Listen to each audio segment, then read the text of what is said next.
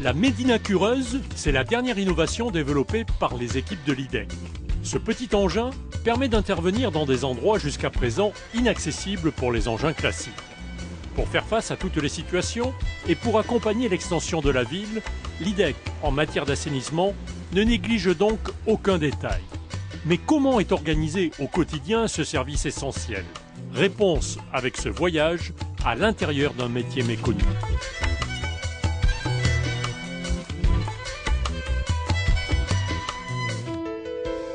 Depuis 1997, l'IDEC affirme son engagement pour améliorer le cadre de vie des Casablancais. Aujourd'hui, elle poursuit ses efforts dans le domaine de l'assainissement liquide, aussi bien en termes d'infrastructure que de qualité de service.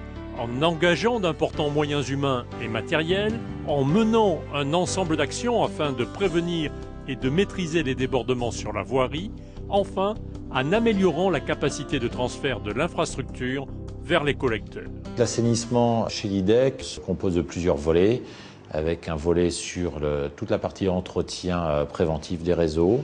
Et ça, c'est un travail de longue haleine qui s'étale 365 jours par an. Des interventions curatives, puisqu'on intervient sur demande des clients, des autorités, lorsqu'il y a des bouchages sur les réseaux. Et il y a le volet également études et suivi plus long terme, qui est mené par la direction technique et le bureau d'études, donc qui accompagne toute la politique assainissement de l'IDEC par le biais de ses schémas directeurs d'études annuelles et qui cale les plans d'investissement, le choix des bassins de retenue à construire, des canalisations d'assainissement à renouveler. Le réseau d'assainissement de l'IDEC, c'est plus de 4000 km de canalisation, environ 70 bassins d'orage et 64 stations de pompage des eaux usées. Le bon fonctionnement de ce réseau exige un curage régulier et programmé. Chaque année, l'IDEC exécute d'abord un vaste programme de curage préventif. L'objectif est de se préparer aux événements pluvieux, de préserver le patrimoine assainissement et de garantir la capacité hydraulique de collecte et de transfert des eaux usées. Ce plan annuel consiste en des opérations de curage manuel faisant appel à l'utilisation d'outils traditionnels, mais aussi à des opérations plus techniques, à l'aide d'hydrocureuses de toute taille. Pour les quartiers anciens à forte densité, la mini-cureuse complète le dispositif en permettant d'intervenir dans les petites ruelles.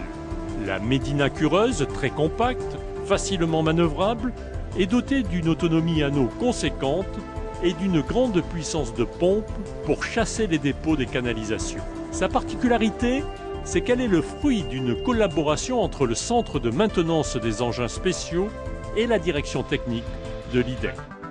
La microcureuse complète une large gamme d'outils et de moyens qui permettent à l'IDEC d'intervenir tout au long de l'année sur l'ensemble du réseau d'assainissement. On fait en moyenne par année presque 300 km de longueur curée, longueur des réseaux curés.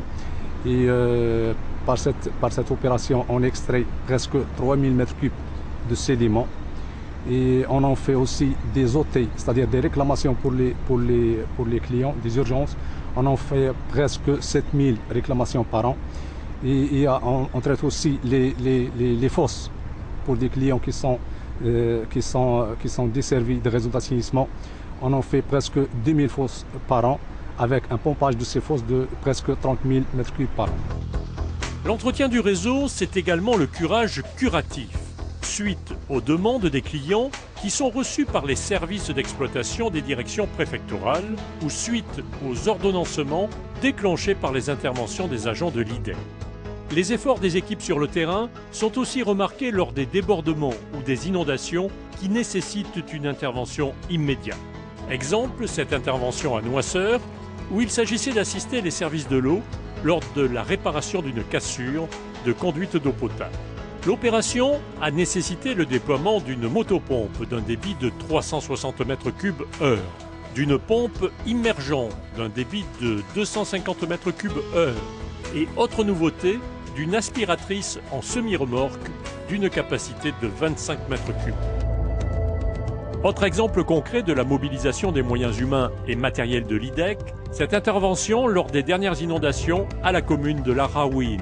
Ici, Les très fortes pluies sur une zone en cours d'équipement par un organisme extérieur ont provoqué des dégâts matériels entraînant le déplacement d'une partie des habitants du quartier. Intervenant pour aider, l'IDEC a mobilisé un ensemble de moyens, en particulier une motopompe de 1200 m3/h, mise en service pour la première fois au Maroc et en Afrique. Objectif : évacuer l'eau des maisons afin de soulager rapidement les sinistrés.